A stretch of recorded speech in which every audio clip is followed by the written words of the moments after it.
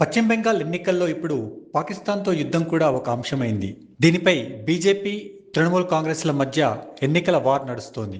భారత్ భవిష్యత్తులో ఎలాంటి దుస్సాహసాలకు పాల్పడినా కోల్కతాపై దాడి చేస్తామని పాక్ రక్షణ మంత్రి ఖవాజా ఆసిఫ్ హెచ్చరించడమే దీనికి కారణం.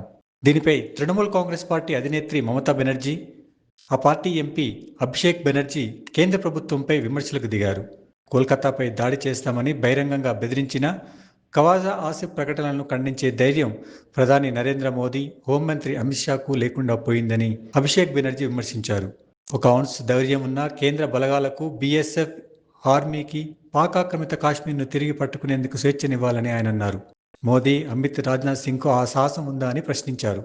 అంతేకాకుండా తాము అధికారంలోకి వస్తే పాకిస్తాన్ ఇళ్లలోకి వెళ్లి మరీ దాడులు చేస్తామని అభిషేక్ హెచ్చరించడం చర్చనీయాంశంగా మారింది. ఖవాజా ఆసిఫ్ వ్యాఖ్యలపై ప్రధాని మోదీ ఎందుకు మౌనంగా ఉన్నారని మమత ప్రశ్నించారు. భారత స్పందన తీవ్రంగా ఉంటుందని ఆయన ఎందుకు హెచ్చరించలేకపోతున్నారని నిలదీశారు. ఎన్నికల ప్రచారంలో దీన్నే ప్రధానంగా ప్రస్తావిస్తున్నారు. ప్రధాని రాజీనామాకు కూడా ఆమె డిమాండ్ చేశారు.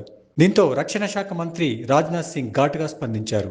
బెంగాల్పై కన్నేస్తే పాకిస్తాన్ ఎన్ని ముక్కలుగా విడిపోతుందో భగవంతుడికే తెలియాలని రాజ్నాథ్ హెచ్చరించారు. పాక్ రక్షణ మంత్రి అలాంటి రెచ్చగొట్టే ప్రకటనలు ఇవ్వకుండా ఉండాల్సిందన్నారు.